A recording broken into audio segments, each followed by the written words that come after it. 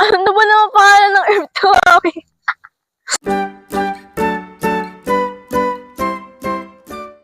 Hello mga kayumis! Welcome po ulit ngayon sa Butika sa Bakuran, Herb of the Day, Episode 4! Medyo nakakahiya po talagang banggitin ngayon ang pangalan ng herb natin. Pero, sige na nga, para sa kalusugan nating lahat. Ang pangalan po ng herb natin ngayon ay ang bayag-usa. Natatawa rin po kaya, no? Kaya naman po ito tinawag na bayag-usa ay dahil po sa kanyang bunga or kanyang hugis ng prutas na naguhugis na bayag ng usa. Pero kahit nakakailang pakinggan ang pangalan, napakagaling po nito. Pero seryoso po, sino po dito ang may mga lolo o tatay na nagrereklamong nahihirapan umihi? O kaya naman lagi po siyang pabalik-balik sa banyo tuwing gabi? Ganyan na ganyan po ang tatay trio namin dati. Kaya ang ginawa po niya ay pinapakulaan niya pong dahon ng bayag-usa para inumin niya bilang tsaa.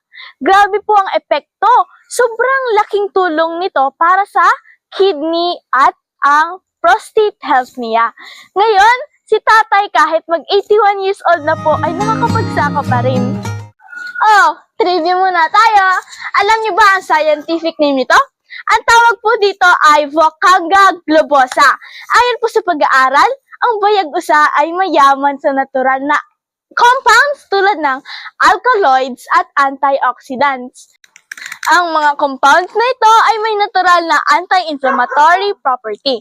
Ibig sabihin, tinutulungan nitong pakalmahin ang pamamaga ng prostate gland, kaya mas nagiging maluwag ang daloy ng ihi. At dahil ito ay isang natural na diuretic, tinutulungan din itong i-flush out ng ating kidneys ang mga uric acid at toxins sa katawan. Kaya hindi lang ito bastang kwentong barbero, may science po sa likod nito. Para hindi na po kayo mahirapan maghanap ng puno po ng bayag-usa, gumawa na po ng paraan dito sa farm. Nag-harvest po kami at nagpatuyo po ng dahon ng bayag-usa.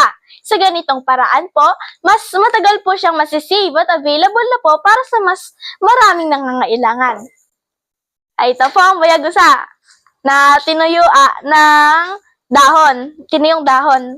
Selyado, malinis, at pwede na pong ipangtsaa ng mga lolo at ng mga tatay. Kung kailangan nyo po nito or gusto nyo pong bumili, ay mag-comment po kayo down below at huwag nyo pong kalimutan na mag-like and mag-share dito po sa episode 4 ng Butika sa Bakuran.